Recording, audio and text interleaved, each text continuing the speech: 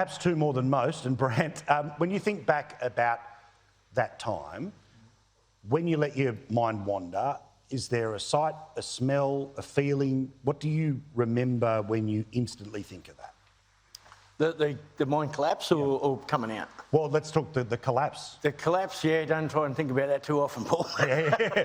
I do like the bit where I come out. Yeah. But it's that thing where, I mean, that period of time, and again, I don't want to trigger things for you, but you must have had no sense of time. No, we did have time. So how did you... Todd had a watch. Oh, right, so you were able to double-check those things. No, we knew when they all took off, when there was a seismic movement, and we thought they were never coming back. You know, they were the things, the ups and downs, the roller coaster we rode for 14 days.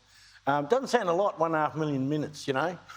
But when you 321 hours, it doesn't sound that long. But when you're living it, under, just a 100-ton of rock, it's not real good. I didn't have those long ears and fluffy tail. I wasn't sort of meant to be there. So it was one of those deals where the stress was just unbelievable. The emotional roller coaster, we'll be out in 24 hours, and I can go on and on and on. But there was so many ups and downs. Did you have to do a lot of work, and how long did that work go for to get yourself to an emotional place where you're as together as you are today? I was pretty good after the accident because I had a lot of support around me. I had a lot of good friends and good family, that's what makes it all.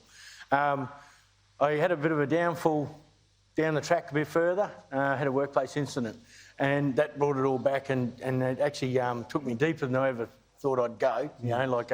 I did an article about, I thought it was dark in the mine, but, outside is a lot darker, And mental illness, mental health was your paramount now. But in the last 3 years, mate, I've been feeling pretty fantastic. I had a lot of good things happen, so it's... You've got a grandkid on the way, don't you? I've got 2 now. How good's that? Yeah. I've got a 4-year-old like yourself. Yeah.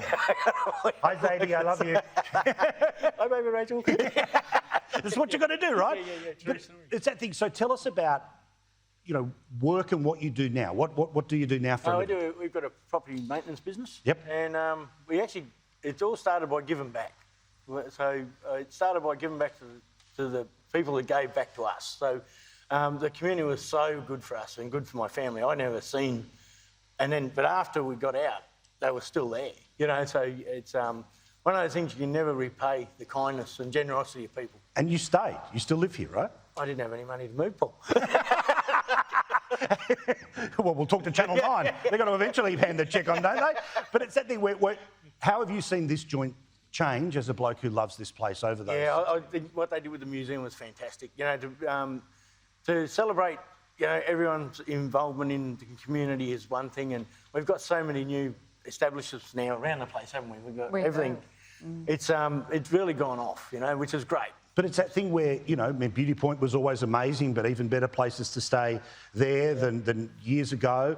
Plenty more in the main drag restaurants. There's a real feel about, because tourism is such, obviously, the lifeblood of, one of the great lifebloods of Tasmania, that this becomes just as important a destination as anywhere else. The natural beauty around here, phenomenal.